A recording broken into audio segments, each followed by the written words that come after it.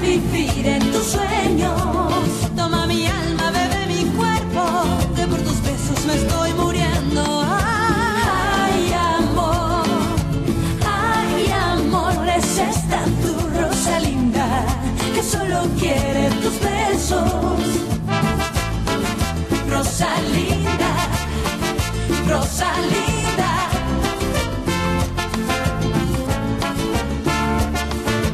Rosalinda, ay amor. Saan daw nakita ang bata?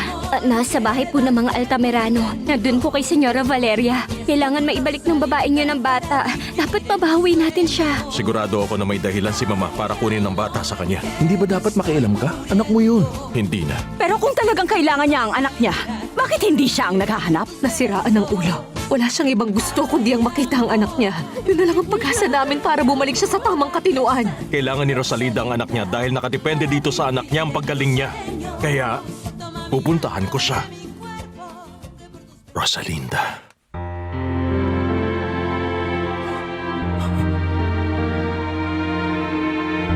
Rosalinda. Saan ka pupunta? Kailangan kong umalis. Hindi ka pwedeng umalis sa bahay na ito. Hindi mo ako pwedeng pigilan, Valeria. Pabayaan mo ako. Pupuntahan ko si Rosalinda. Rosalinda.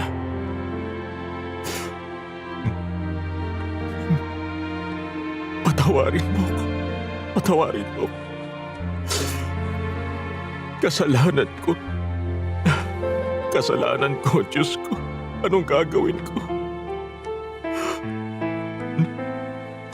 Narinig mo ako? Huh? Ako to.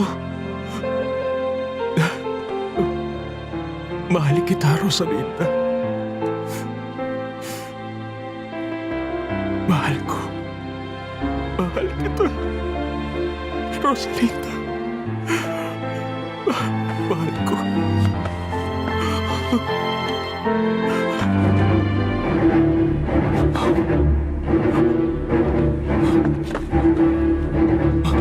Tanggalin niyo! Tanggalin niyo yan! Tanggalin niyo ngayon din! Tanggalin niyo! Pinagbabawalan kita na pumunta sa kanya. Dati, isa lang siyang babae na ayoko dahil gusto niyang ilayo sa akin ang anak ko kaya hindi ka pwedeng umalis dito. Mag-iingat ka sa pananalita mo kay Rosalinda. Ngayon naman, lumalabas na anak siya ng mamamatay tao. Anak ko siya! At hindi mamamatay tao si Soledad. At bakit naman hindi? At tungkol naman sa anak mo na iyan, alam ko umaarte lang siya na parang baliw dahil wala na siyang ibang maisip na paraan. Baliw na siya! Kasalanan ko kung bakit siya nabaliw. Kaya pupuntahan ko siya. Alfredo! Alfredo! Mga buwisit kayo! Buwisit kayo! Lahat nag-aalala sa babaeng yon. Sana hindi na siya gumaling kahit kailan. Dinala ko ang bata. Nasaan siya? Sa labas, kasama ni Alcira.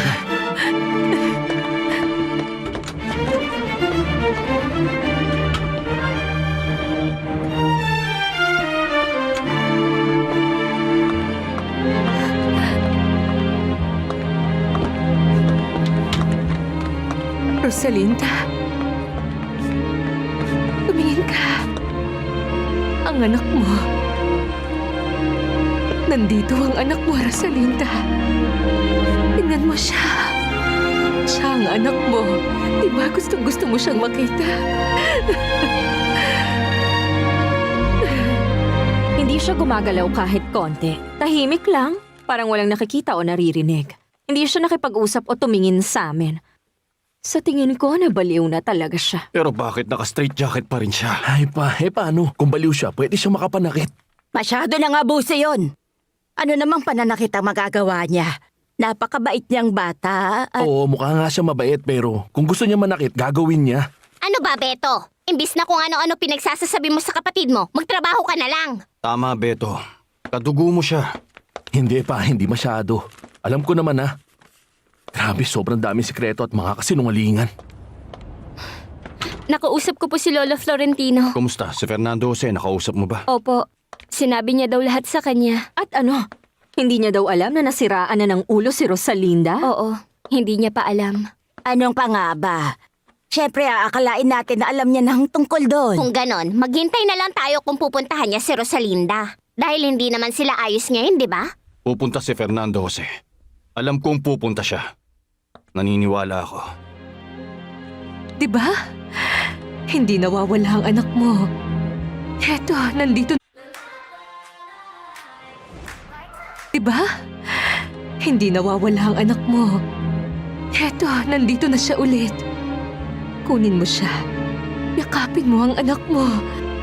Di ba lagi mo siyang hinahanap? Di ba gusto mong dalhin ang anak mo sa'yo? Eto na siya, Rosalinda. Ang anak mo. Siya ang mahal mong anak. Kunin mo siya, Rosalinda. Eto na siya. Ayoko sa kanya! Bakit? Bakit? Hindi siya ang anak ko. Hindi ko anak ang batang yan! Bakit mo naman nasabi yun? Hindi kita niloloko. Tingnan mo siya. Siya si Erika. Hindi. Eto siya. Si Erika. Nandito siya. Nasaan siya? Anak? Anak ko? Anak? Sa tingin mo ba meron kumuha kay Erika? Ha? Hindi. Saan? Nasaan siya? Nandito siya. Umiiyak siya. Nandito lang siya kanina. Nakita ko. Rosalinda, nandito lang nga si Erika. Huwag mo siyang ipagtabong yan. Hindi nga sabi! Hindi nga sabi! Nasaan na siya? Bakit kinuha niyo ang anak ko? Hindi ko matandaan kung kailan yun. Hindi! Anak mo to. Nasaan na? Kunin mo siya, Rosalinda. Kapag nayakap mo na siya, makikilala mo siya. Hindi! Ayoko sa kanya! Hindi ko siya anak! Hindi ko siya anak! Hindi! Hindi! Nandun lang siya sa bahay. Dun sa duyan niya. Hindi. Nandun lang siya dapat eh. Alisin mo yung batang yan! Hindi ko anak ang batang yan! Ang gusto ko yung anak ko lang. Ang anak ko lang! Siya lang ang gusto ko makita! Ang anak ko lang! Ang anak ko lang ang gusto ko makita! Erika! Si Erika lang ang gusto ko! Ilabas niyo muna ang bata, senyora. Ang anak ko lang ang gusto ko makita. Erika! Erika, nasan ka? Wag. Huwag mong turukan. Hayaan mo muna. Para mailabas. Erika! Erika! Erika! Mag-usap muna tayo sa labas, senyora Altamira. Erika! Erika! Nasaan ka na? Erika!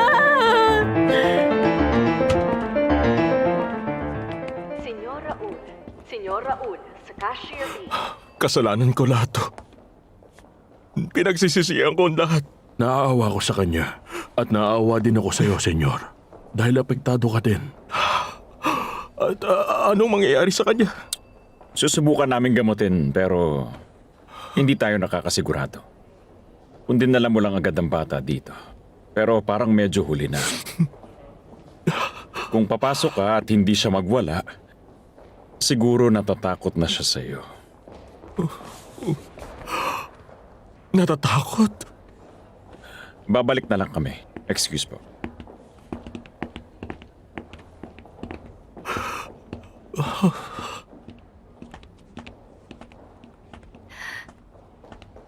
Salamat pumunta ka, Fernando Jose. Salamat, dinala mo ang bata. Gusto ko siyang makasama. Miss ko na si Rosalinda. Yo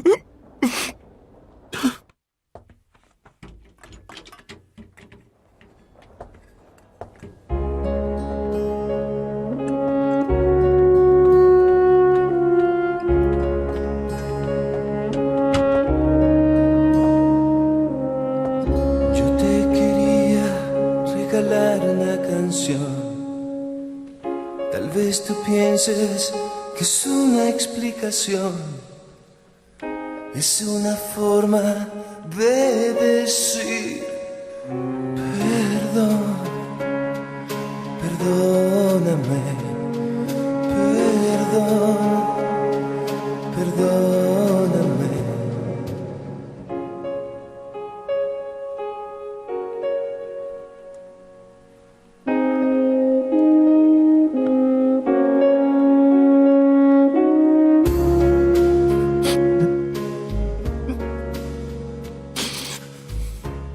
pwede ka nang bumalik sa trabaho mo. Talaga po, senyora? Oo, ako nang bahala sa bata. Ako nang magsasabi kay Fernando Jose. Ay, sige. Dapat na siguro akong bumalik. Kahit na alam ko mapapagalitan ako ni Senyora Valeria. Pero kailangan ko ring sundin ang anak niya. Paano po? Kayo na ang bahala sa bata. Ayaw nilang nasa loob siya. Alam kong kayo ang lola. Aalagaan niyo siya. Sige po.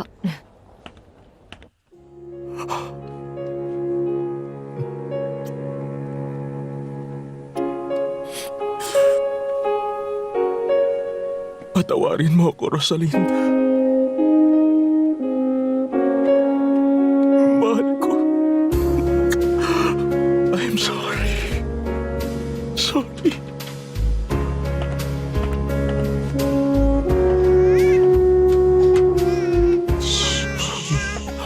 Fernando Jose, sinabihan ko si Alcira na bumalik na sa bahay niyo. Ako na ang mag-aalaga dito sa bata. Gusto ko sana siyang dalhin sa bahay para makita ni Javier at ng mga anak niya. Nalulungkot silang lahat sa mga nangyari. Ayos lang ba kung dadalhin ko siya?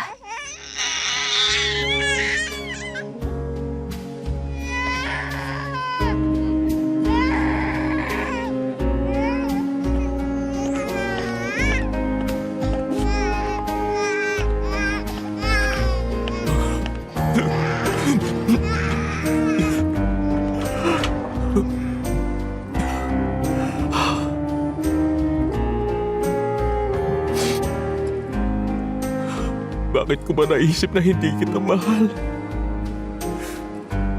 Mahal kita, Rosalinda. Sa kabila ng lahat,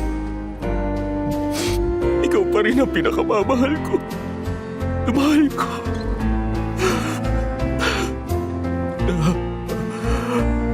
Mas lalo kitang mamahalin. Diyos ko. Tulungan niyo siya. Pagalingin niyo siya. Pakiusap. Ibalik niyo siya sa akin. Ibalik niyo siya sa dati.